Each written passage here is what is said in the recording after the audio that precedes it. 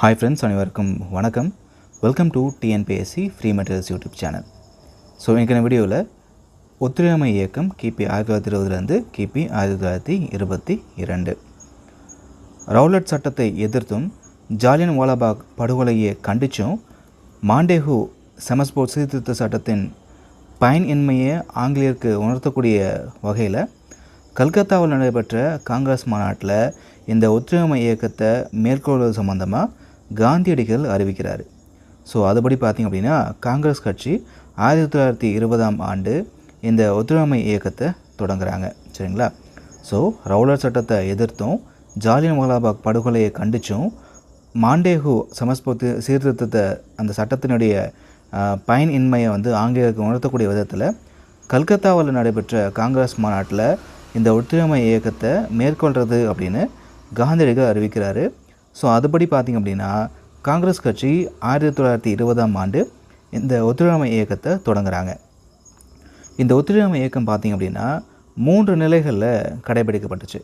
So முதற்கட்டமாக ஆங்கில அரசிடமிருந்து பெறப்பட்ட பதவிகளையும் பட்டங்களையும் விருதுகளையும் திறக்கிறாங்க. சரிங்களா? ஸோ அந்த ஒத்துழையாமை இயக்கம் அப்படின்றது பார்த்திங்க அப்படின்னா 3 கட்டமாக கடைபிடிக்கப்பட்டுச்சு. அதில் ஃபஸ்ட்டு ஃபேஸ் பார்த்திங்க அப்படின்னா ஆங்கில அரசிடமிருந்து இப்போ வாங்கின அந்த பதவிகளையும் பட்டங்களையும் விருதுகளையும் திறக்கிறாங்க. 2வது கட்டமாக வேலைநிறுத்தம் உட்பட பெரும் போராட்டங்களை நடத்தினாங்க. அதுக்கப்புறமா அனைத்து அரசு அலுவலகங்கள், பள்ளிகள், கல்லூரிகள் மற்றும் சட்டமன்ற நடவடிக்கைகள் அனைத்தும் புறக்கணிக்கப்படுது. இதனால் முக்கிய தலைவர்களும் கைது செய்யப்பட்டாங்க.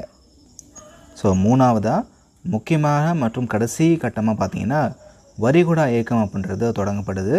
1921ஆம் ஆண்டு அகமதாபாத்தில் நடைபெற்ற காங்கிரஸ் கூட்டத்தில் அரசு தங்களது தேவைகளை பூர்த்தி செய்யும் வரை மக்கள் அரசுக்கு வரி செலுத்தக்கூடாது அப்படின்ற தீர்மானம் நிறைவேற்றப்படுது. இந்த ஒத்துழையாமை இயக்கம் முழுவீச்சில் கடை அடைப்பு அப்புறம் வேலை நிறுத்தம் போன்ற முறைகளில் நாடு முழுவதும் ரொம்பவே தீவிரமாக நடைபெற்றுச்சு.